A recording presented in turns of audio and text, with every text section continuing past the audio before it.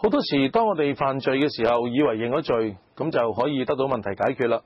特別好多人以為信耶穌咧就買個保險，係啊，我犯咗罪唔緊要咯，咁啊禱告神赦免咪冇事咯。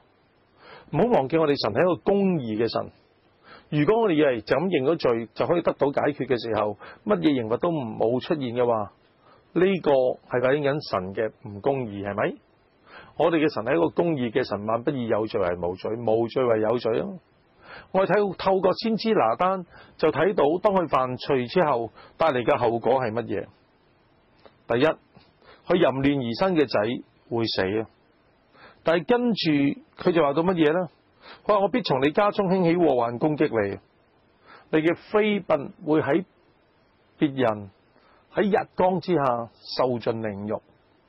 事實上後尾我哋睇到大衛嘅妃嬪係俾佢嘅兒子押沙龍特登喺城牆上邊啊，喺城門上邊揾人搭住個帳篷，雖然遮住，但係當眾嘅嚟到去侮辱佢，係佢嘅仔亂倫咯，將佢嘅妃嬪嚟到去強姦侮辱，使到佢特登同大衛之間嗰個嘅關係係決裂，冇得走翻轉頭，係政治性上被奸污。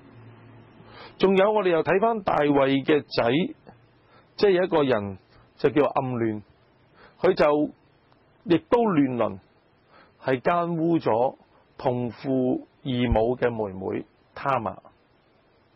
大衛都唔敢點樣去指責，因為佢自己都其身不正，因為佢嘅淫亂，佢嘅生命嘅表達唔好，影響緊下一代。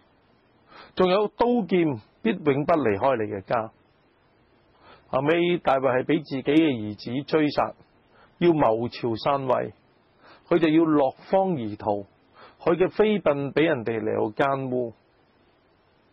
更加重要一件事就係話，神嘅名因為你嘅緣故而受着羞辱。